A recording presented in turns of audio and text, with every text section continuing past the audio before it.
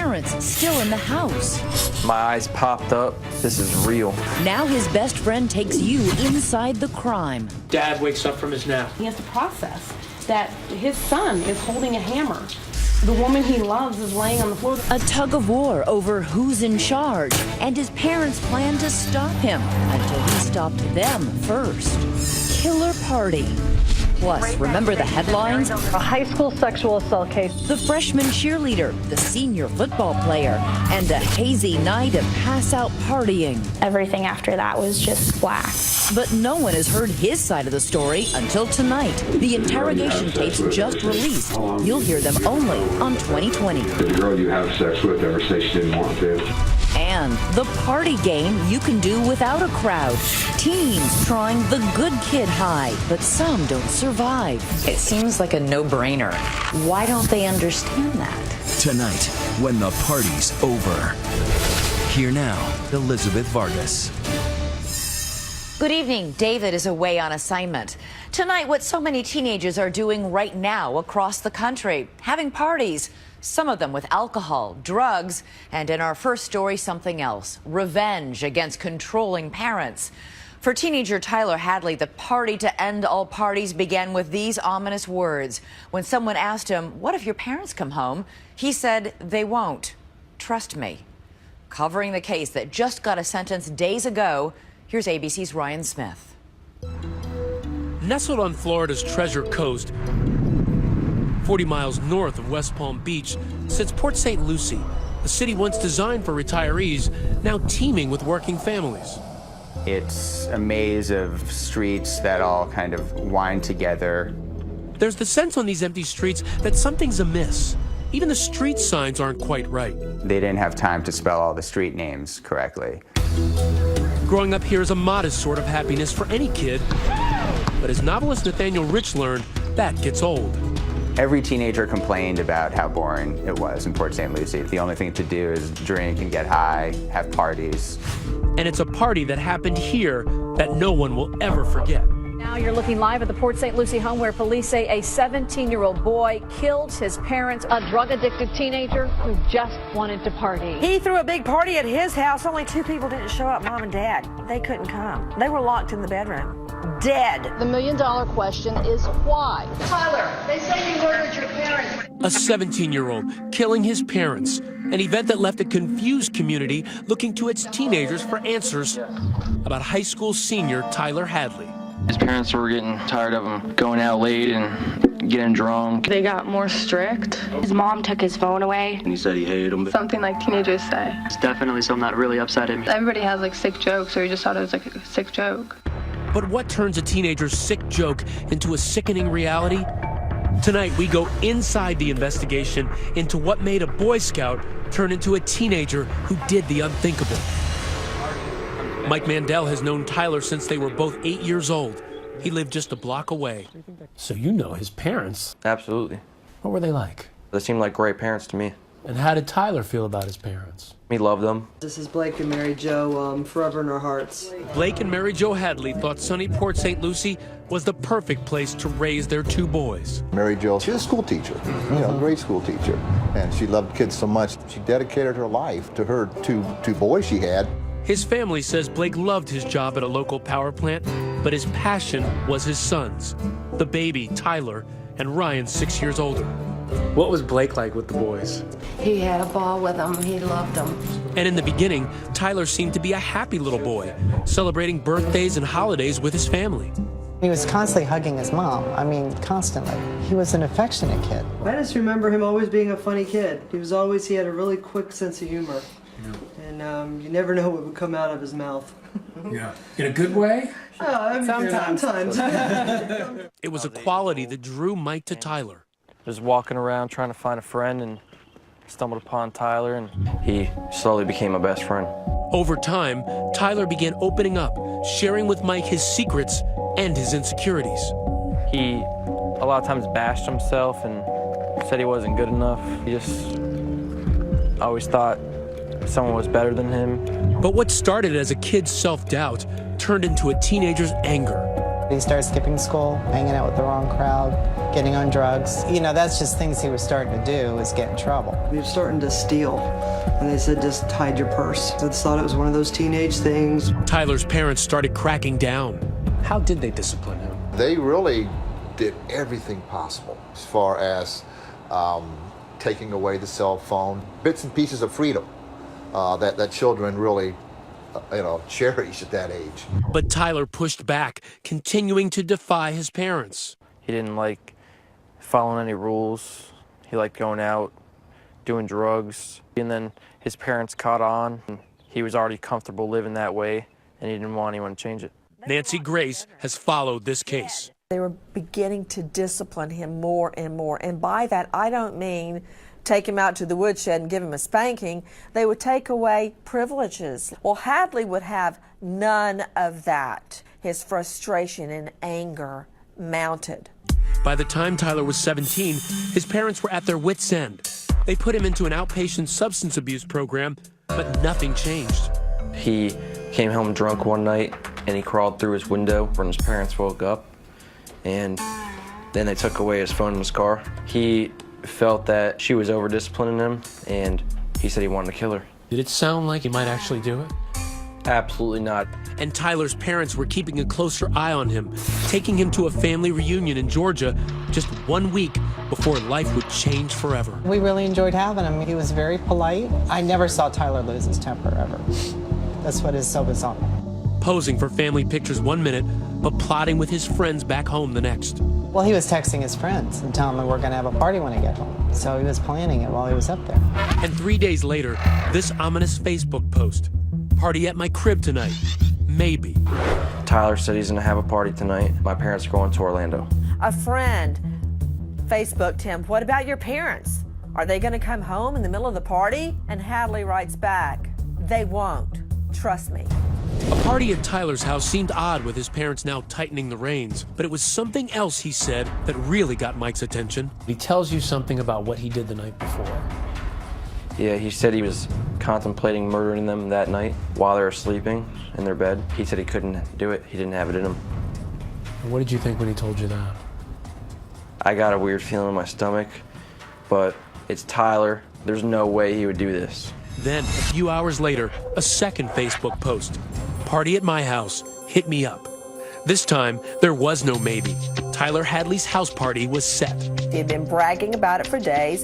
He was going to have the party come hell or high water. And nothing and nobody was going to get in his way.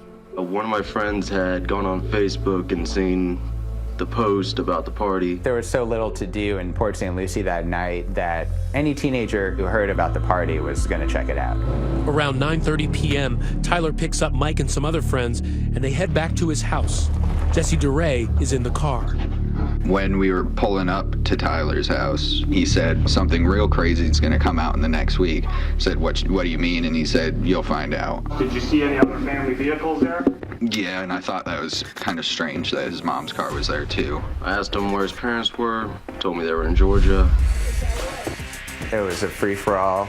Kids could smoke inside the house. They were drinking. Kids were bringing beer and pot and pills. What's it like inside?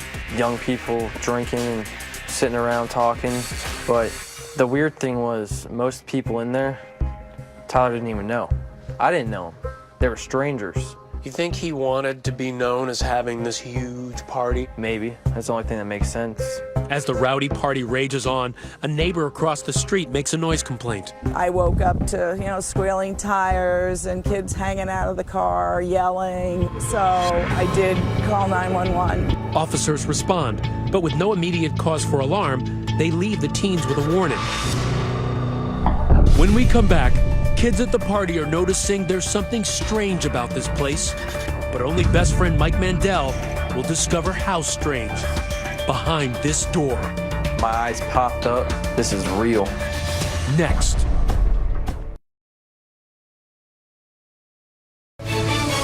When the Party's Over continues.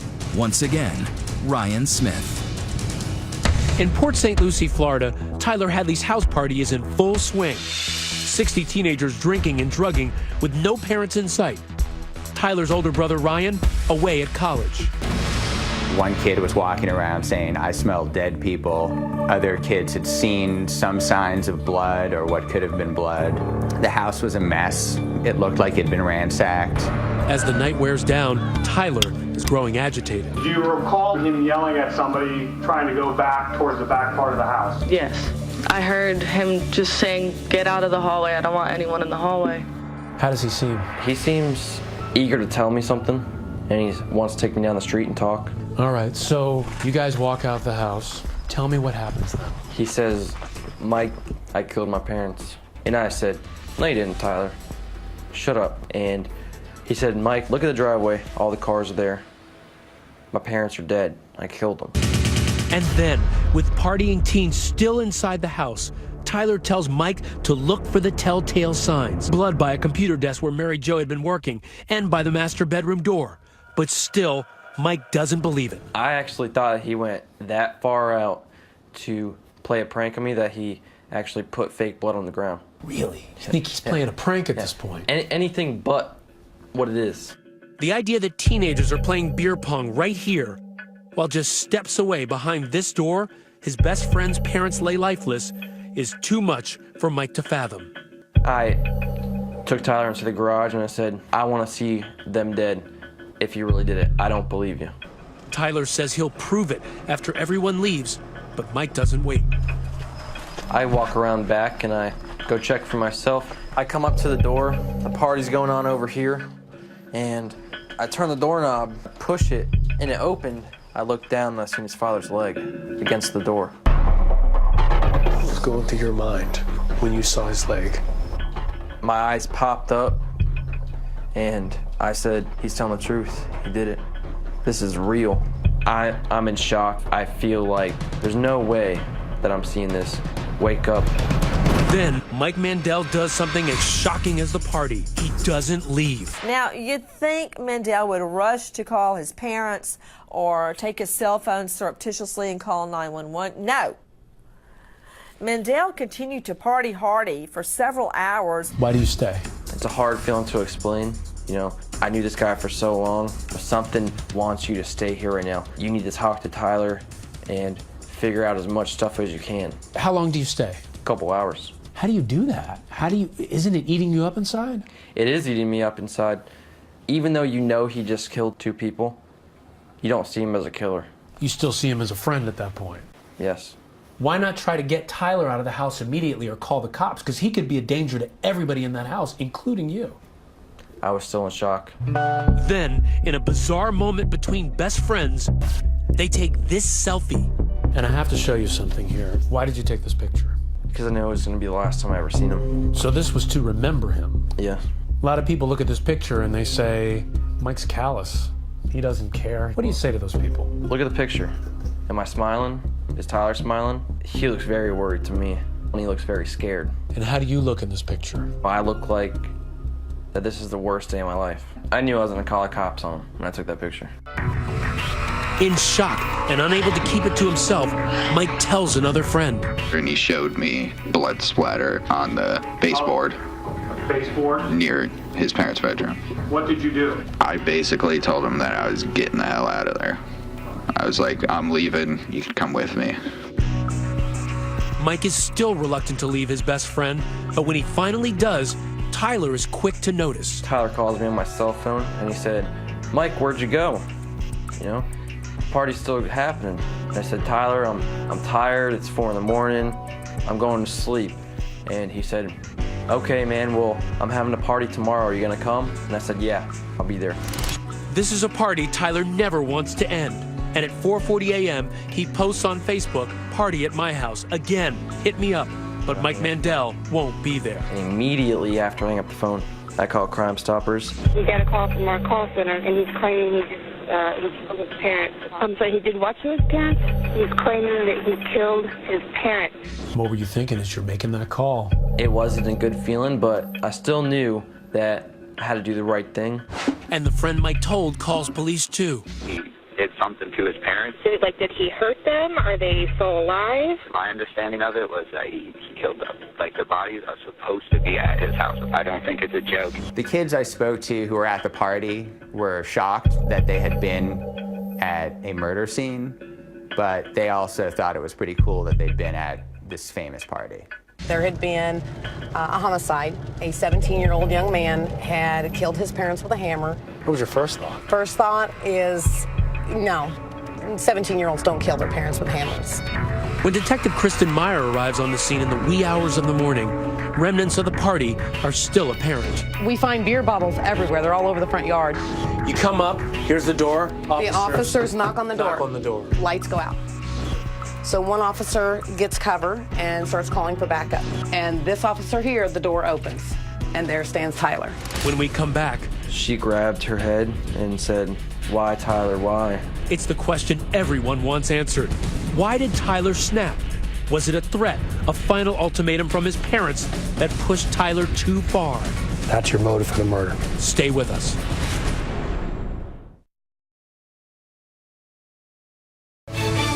"2020 continues. Once more, Ryan Smith. At dawn, when police arrive at Tyler Hadley's house, the party is over. Officers see Tyler alone inside, pacing back and forth. And they creep up to this window because they can peek in. What kind of state was he in at that point? They talked about the look on his face. One officer describes it as deranged. Officers ask where his parents are.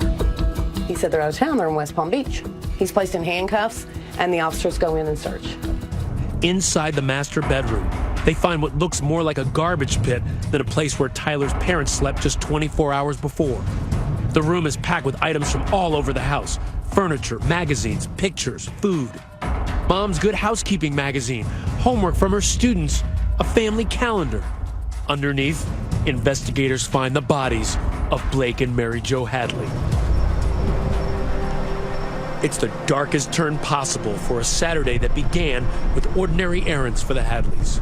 A trip to the local farmer's market, a visit to a dress shop. They were back home early afternoon. His father taking a nap, his mother at the computer. Tyler told his best friend Michael Mandel that to psych himself up, he listened to the Lil Boozy song Feel Lucky. Got it on your mind, won't you feel lucky? Then he grabbed a hammer. He said he stood behind his mother for 5 minutes while she was on the computer trying to figure out whether or not he should hit her or not, and then at some point he hit her. Mary Jo's screams woke his father. He rushed to the doorway and was stunned by what he saw. And he couldn't even move. And Tyler said he ran up to his father, hit him, and his father asked him why he's doing this, and he said, "Why the not?" Tyler told him that he then dragged his parents' bodies to their bedroom, then spent hours cleaning up the blood, stripping the walls, leaving empty hooks where family photos once hung, adding them to the pile. At some point during all of this, Tyler makes that post on Facebook that the party is on. He uses his parents' ATM card to withdraw $400 in cash and buys beer for the party. At the party, he's having a great time. He's playing round after round after round of beer pong. He's laughing, he's joking, he's planning a party for the next night. The prosecutor assigned to the case, Tom Bakadal, tries to make sense of the grisly murders. This is not your kid from the wrong side of the tracks. This is not your kid who was raised in an abusive, violent family, and these parents gave him everything. Investigators find evidence that points to premeditation. For months, Tyler repeatedly talked about killing his parents to his friends. His mom took his phone away, and he said he was going to kill her. He said something about, I'm going to kill my parents. I just specifically remember him saying, "I'm going to kill my parents." He just said it with a smile, so that's why no one took it too serious. But no one knew just how calculating their friend was. He hid his parents' cell phones before killing them, and with no landline, he knew they couldn't call for help. Less than a month before he was to face trial, Tyler pleaded no contest, leaving a controversial question: his punishment. He could be protected by a recent Supreme Court decision, which ruled that for juveniles, life in prison without parole is unconstitutional. But prosecutors argue that with a crime so heinous, Tyler should never see the light of day. He has sentenced the whole family to life. But Tyler's defense team argues that Tyler was mentally ill. The major depressive disorder. He had issues with anxiety and depression. He was suicidal. And low self-esteem. He was drinking heavily and abusing drugs. It was not one thing alone. It was the deadly combination of them all. But the counter to this would be a lot of people have disorders, take drugs, some even take illegal drugs, his choice, yet they don't kill their parents. What I think is one of the most important factors is the juvenile brain. The juvenile brain does not fully develop until the age of 25. But the prosecutor says Tyler, just 153 days shy of his 18th birthday, should be treated as an adult. The state's president. This is not a youthful act of indiscretion. As for the motive, could it really just be the party? The prosecutor poured through messages Tyler exchanged with his friends for clues. In them, Tyler complains about the outpatient rehab program he's in, writing, "I seriously hate that for real." But ultimately, we think that what happened was that the parents had threatened to put him into a full-blown inpatient program to commit him. Institutionalized at a home for troubled teens. You're going to take away what I want to do, and I don't like it. Right. That's your motive for the murder. The decision over Tyler's fate has ripped the family in two. Mary Jo's mother, Tyler's grandmother, hoping for parole. I just want Tyler not to spend the rest of his life in jail because I know he's a life worth saving. But for his father's family, like Mike and Cindy Hadley, forgiving their nephew is out of the question. This is a cold-blooded murderer that we're talking about here. Yeah, he's my nephew, and I love him, all right? There's only one sentence, it's life in prison. You don't think there's any way he could rehabilitate himself and be a productive member of society? Do you want him living with you if he got out? Mike's concern now entirely for Tyler's brother Ryan. That's the person that we need to feel sorry for. He lost his entire family. You know, he lost 3 people, his mom and dad and his brother. Could you state your name, please? Ryan Blake Hadley. Do you love your brother still? I do love my brother. Do you hurt for your brother still? Yeah, I hurt for my brother. But that love for his baby brother has its bounds. Under what circumstances would you like to maintain this relationship with your brother? What I want is for him to get the maximum penalty possible. Mr. Hadley? Finally, Tyler speaks publicly about the crime, but offers little insight. I'd like to direct this to my entire family. All of them. Everyone. All of them. And I know it's hard to understand, and you can't begin to explain, what happened. I just want everyone to know that I am truly sorry for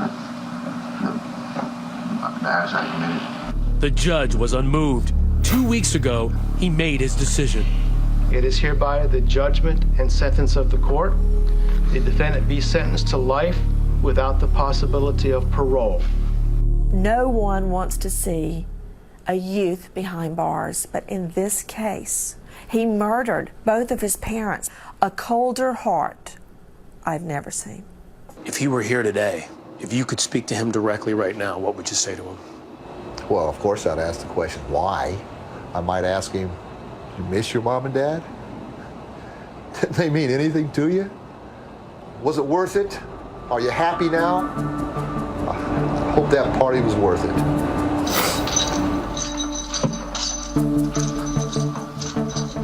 You've just seen Tyler Hadley's grandmother on the stand saying he has a life worth saving. Do you agree? Should he have a chance at parole? Tell us on Twitter using the hashtag ABC2020.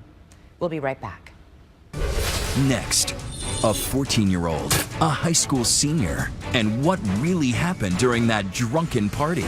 They kind of egged me on to drink from this really tall shot glass. But now, his version. All new texts and interrogation tapes just released to 2020. You had sex in your room. When we return. It is the high school he said, she said that rocked a small town about a night of partying, drinking, and sex that made national headlines. We've heard her version of what went on, but tonight for the very first time, his version. That senior high school football player on interrogation tapes just obtained by 2020. Will hearing his words change what you think about the story or outrage you even more? Here's Matt Gutman. You have the right to remain silent. This is 17-year-old Matt Barnett sitting in a police interrogation room. Did you understand his rights as I've explained them to you? Yes, And this is Daisy Coleman, whose life changed forever because of what happened between them. Two teens facing tough repercussions for a night of mistakes. You had a lot of young people that made a lot of bad decisions, and they ended up getting caught. 14-year-old Daisy Coleman. Sexual assault charges. A high school sexual assault case is making headlines once again. The pair were at the center of an alcohol-fueled teenage sex scandal that gripped the nation and divided a community. Bad judgment calls for everyone. Daisy is the face you almost never see, the teenage victim shedding anonymity to speak out. I really wish more girls would tell their story. It all began in Maryville, Missouri, an all-American town full of cows and cornfields, where football is king and its players royalty. And perhaps none more popular than Matt Barnett, a tall, broad-shouldered defensive end for the Maryville Spoofhounds. Cheering him on, a beaming and bubbly 14-year-old Daisy. The two began exchanging texts. She's a freshman, Matt is senior in the cool crowd of athletes, along with Daisy's oldest brother, Charlie. Here they are together at prom. But Charlie was concerned with all that flirty texting. I told him, I was like, quit texting my sister. He didn't stop texting your sister? No. And I told her to stop. And I was like, you're my little sister. He hangs out with me. That's so messed up. You can't be talking to him. Well, she didn't listen. No, Daisy didn't. Something she would later regret. One frigid January evening, Daisy was having a sleepover with her friend, a 13-year-old girl named Paige. She just came over, we started watching scary movies.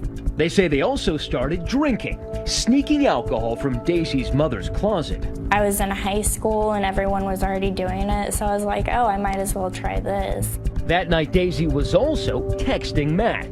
Here, for the first time, are some of those messages. The pair arranging to meet. I'm drunk. Ha ha. LOL. You want to come drink with me and chill? Oh my God. Sweet. And he asked to hang out, so we snuck out of my house around 1, and he drove us to his house, and he had to sneak us through his basement window. And into Matt's bedroom, seen here. Also at the house were 4 other popular boys, among them some of Charlie's best friends. Those were the guys I was with every single day. You could have trusted them like a brother, and you hoped that you could have trusted them with your sister. Yeah, I hoped. They kind of egged me on to drink from this really tall shot glass. These are some of the photos of the aftermath of the party obtained by ABC News. Trash, empty plastic cups, and a bottle of Bacardi. The boys at the party that night estimate that Daisy drank 5 to 10 shots in a 15-minute span. Everything after that was just black, and that's all I remember. She might not remember, but Matt does.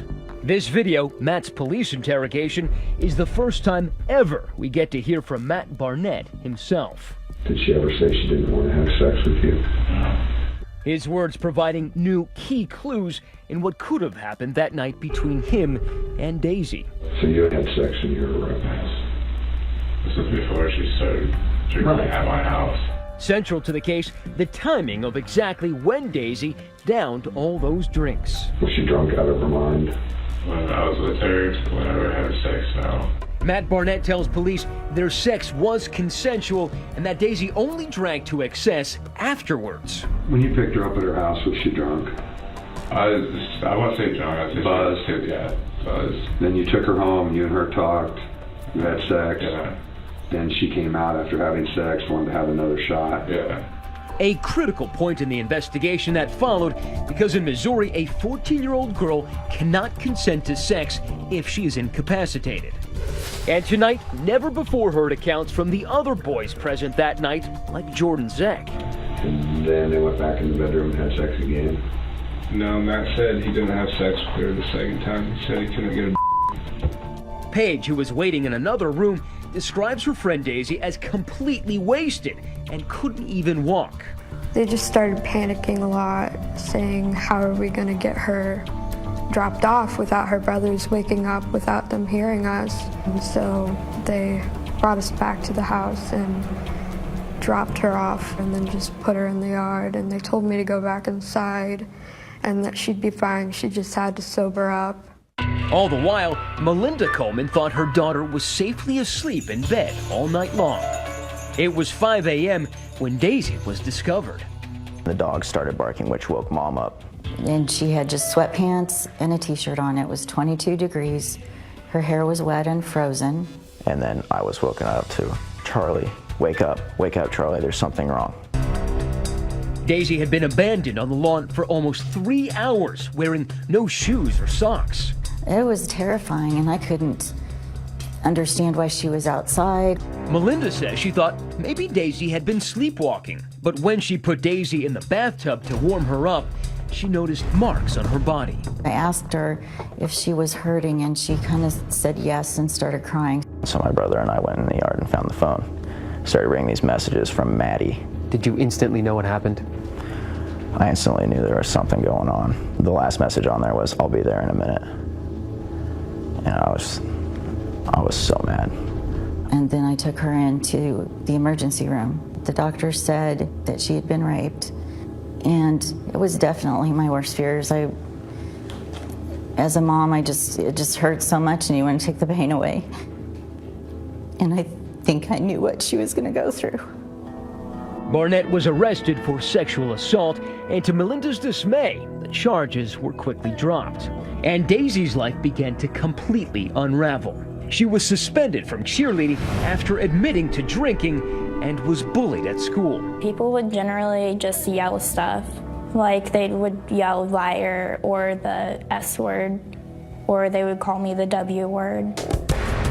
Things got so bad, the Colemans say they were forced to move.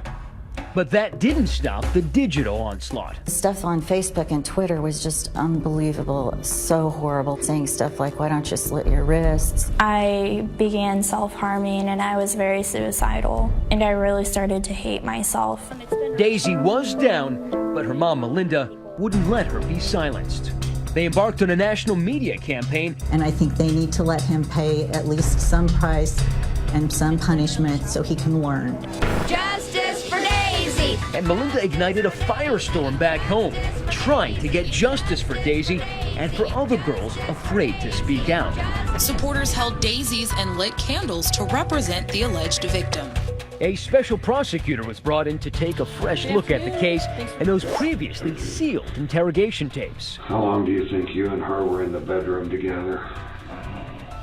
15, 20 minutes. And after a 10-week investigation, this past January, the final word. Today, Mr. Burnett pled guilty to endangering the welfare of a child in the second degree. That was for leaving Daisy on her lawn. But as for rape charges, there was insufficient evidence to go forward on a sexual assault. Vindication for Matt Barnett, cleared by 2 independent investigations.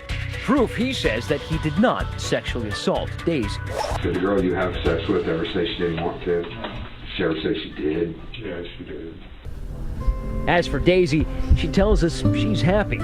Now a junior at a new high school and looking to put that whole ordeal behind her. When something bad happens in life, no one stops. Life keeps going. And I think that's something I just had to learn. Those new tapes you just heard about were all about the timing of the drinking. Are you persuaded by the tapes? Do you think that that football player is telling the truth? We're live tweeting tonight, so let us know at #ABC2020. We'll be right back. Coming up next, getting high without drugs, the so-called good kid high. How did I miss this? It seems insane to me that kids would choke themselves for fun. Next on When the Party's Over. Valentine's Day 7 weeks ago, when a mother should be so excited about her son coming home from middle school, bragging about how many cards he got or who his secret admirers might be. Instead, Christina Fields got a 911 call that would plunge her into an underground she could not imagine, of teenagers looking for what's been called the good kid high. This week, I sat down with a mother who is still desperate for answers. 3 minutes. What can you do in 3 minutes? Listen to your favorite song. Check Facebook. Kill millions of brain cells. Because that's what happens if you play the choking game. The choking game is all over the internet, but it's not a game. Even after years of battling the problem and online awareness campaigns, we are still seeing this, what looks like do-it-yourself videos on YouTube. Today, I'm going to choke myself. This boy climbs a makeshift gallows. Seconds later, he is coughing and holding his throat. How did I miss this? Seriously, because apparently it's been around for a really, really long time. It seems insane to me that kids would choke themselves for fun. There you go, you got it. With the new baby, this should be a happy time for Christina Fields. She's an Army mom. Her husband, Dana, is a soldier. Stationed at Fort Carson, Colorado, they are raising 5 children. But next to the majesty of Pikes Peak in the Rockies, a senseless tragedy. 7 weeks ago, her oldest child, 13-year-old Louis, is found on the floor of his middle school bathroom, unconscious. His mother gets the call. And I was like, is my son okay? And there was a brief pause, but it was the longest pause. And she was like, 911's been called. We need you here right away. They rush Louis to the hospital, but there is nothing they can do. And I just kept praying that I would just wake up because this is not real. Like, I just saw him this morning. I gave him a hug and a kiss and I sent him to school. You're supposed to come home from school. And I was like, what the hell happened? Like, what could happen at school? And they were like, he hung himself with a belt. I was like it was just a normal Friday thing to do. Like, okay. The Army says its investigation is still active, but the death certificate says it was suicide. And Christina believed it at first. But it was strange. Louis didn't seem depressed to her. He was grounded, but here he is in a home video the night before he died, joking around as usual. Louis cannot move from this spot. He didn't leave a note. And another odd detail from the day he died. From what I was told from the investigators, he asked a friend to go with him to the bathroom. To commit suicide? That's my exact question. And then, the day of the funeral, Christina finds a stunning voicemail on her phone. It is from Louis. And when I scrolled down, I saw his name. And I was like, what? A month before he died, Louis had unknowingly pocket-dialed his mother. It's hard to hear, but Christina says one terrifying telltale word jumps